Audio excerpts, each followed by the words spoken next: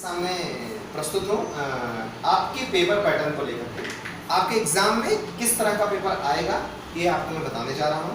तो आप सबसे पहले समझ लीजिए कि आपका पेपर मराठी और इंग्लिश दोनों भाषाओं में आ सकता है, but it is not sure. It may come in English only because you are studying from English medium.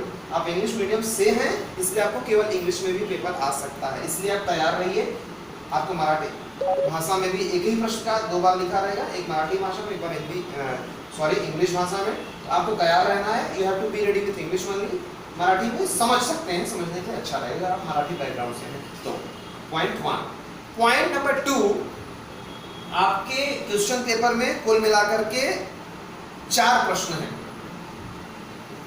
और सभी चारों प्रश्नों के अंदर 5-5 प्रश्न हैं, मतलब 20 क्वेश्चंस आर देयर।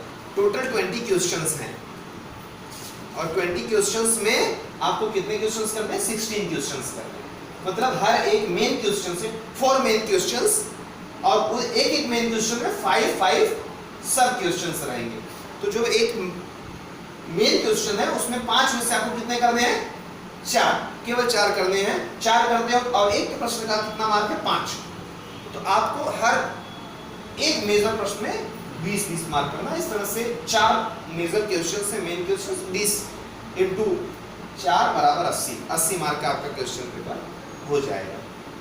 समझ में आ गया?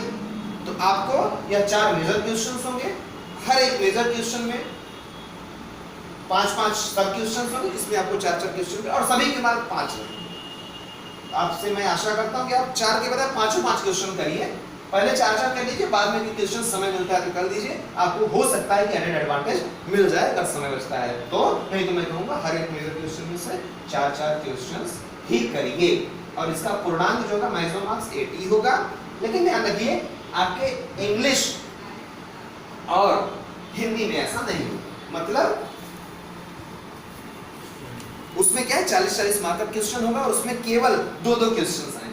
जैसे 80 में 4 क्वेश्चंस रहते हैं, 4 मेजर क्वेश्चंस, इसमें क्या होगा 2 हिंदी का 2 इंग्लिश का मिलाकर के 80 क्वेश्चंस। इसमें आपको अच्छा एक महत्वपूर्ण बात आपको ध्यान सुन लीजिए, इस एग्जाम में इस न्यू पेपर पैटर्न जो 2016 में चेंज हुआ है, इसमें किसी भी प्रकार का objective, fill in the blanks, give answer in 1 sentence, इस तरह के प्रश्न नहीं पूछे जाएंगे। केवल डिस्क्रिप्टिव क्वेश्चंस ही पूछे जाएंगे।